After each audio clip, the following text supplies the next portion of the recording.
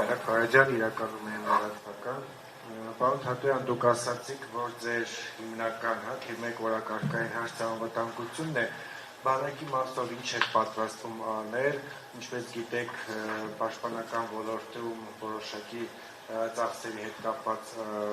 փոփոխություններ են արվել ու ինչպես հայտնի նաև Նիկոլ Փաշինյանը հատկապես ասում է, որ օգոստոսի 8-ից հետո նոր իրավիճակ է ստեղծվել եւ ընդհանրապես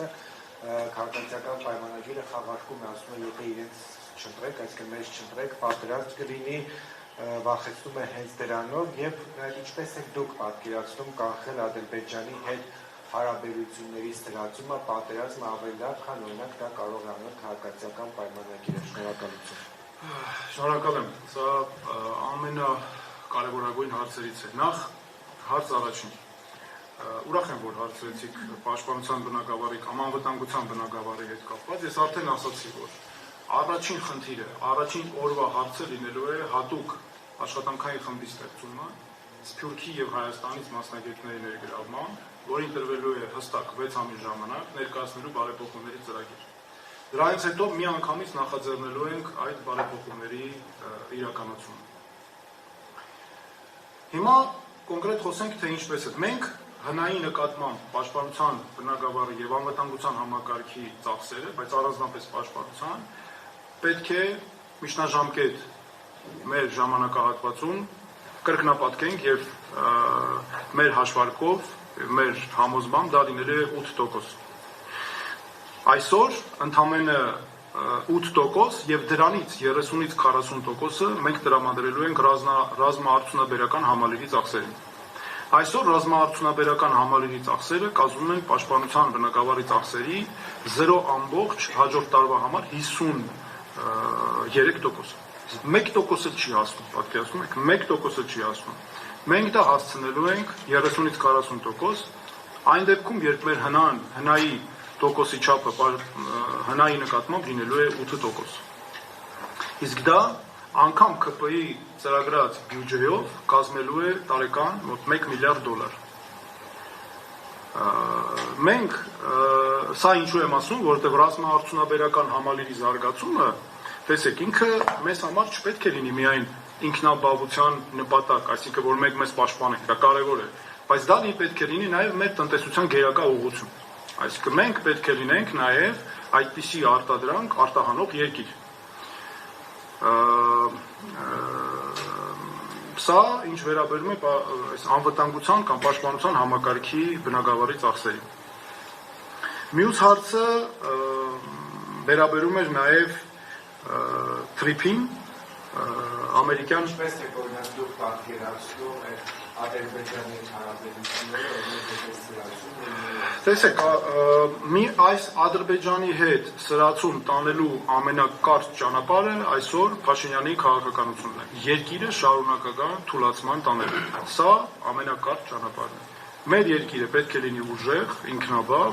եւ միակ ուժեղ պետությունն է, որ կարող է ապահովել խաղաղություն ու արդարություն։ Պատահական չի, որ մենք ունենք մեզ համար այդ կարևոր արժեքները։ Եվ այսքանն էր ձեր հարցերի հետ կապված, ճիշտ եմ հասկանում։ Շնորհակալություն։ 24 News Հասմիկ Սարգսյան, պարոն Թաթոյան, նախկին նախագահներին կոչ արեցիք, որպեսզի նրանք չմասնակցեն 26 թվականի ընտրություններին, այսինքն դուք բացառում եք որևէ կերպ ընտրություններից հետո նրանց հետ կոալիցիա կազմելը, համագործակցելը եւ շատ է խոսում այս ընթացքում, որ ընդդիմադիր ուժերը պետք է մեկ միասնական տեխնացու ներկայացնեն եւ մեկ տեխնացուով մասնակցեն ընտրություններին, այս հարցի շուրջ ձեր դիրքորոշումը եւ շարունակելով անվտանգության թեման, ինչպես եք դուք պատկերացնում Ադրբեջանի հետ հարաբերությունները։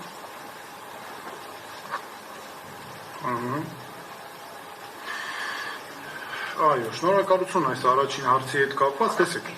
քանի դեռ այս համակարգը կա, մեկ, քանի դեռ Նիկոլ Փաշինյանը վամպիրի պես, վամպիրը գիտենք ինչ է, վամպիրի պես սնվում է նախկին նախագահների ժամանակահատվածի հարցերից։ Վամպիրը պես սնվում է, ուժեղանում է եւ սկսում է արդեն ռեպրեսիաներ, չգիտեմ, այն խախտումները, որոնք անում է նրա քաղաքականությունը առհասարակ։ Իմ կարծիքով, քանի դեռ այս համակարգում, որը նստած է երկու թևերի վրա, քանի դեռ նախկին նախագահները մասնակցում են ընտրապայքարի, ընդդիմության միավորում ընդհանրապես հեռանկար չկա նման։ Որովհետև միշտ լինելու է նախկին ներկա, միշտ լինելու է Նիկոլ Փաշինյանի ուժեղացում եւ Փաշինյանին, տեսեք մի հետաքրքիր նաեւ կարեւոր բան կա։ Փաշինյանին ձեռնտու է, որպեսի նախկին նախագահները մասնակցեն ընտրության։ Փաշինյանը նախկին նախագահներից է ուզում դարձնել իրեն ընդդիմություն։ Որտեղ ինքը նախկին նախագահներին չէ կարողանալու գնալ ասել, այ այսինչու չէ կարել, այսինչու այսպես։ Հələ մի հատ Փաշինյանին ես հրավիրեցի բանավեճի, հիմա էլ պնդում եմ։ Թող մի հատ գա իմ հետ բանավեճի։ Տեսնեմ ինչպես է այդ հարցերը տանելու։ Ինչ հարցից ուզում է թող խոսի։ Թող նախկինից խոսա, թող ներկայից խոսա, բայց ես նախընտրելու եմ իհարկե երկրի ապագայից խոսել։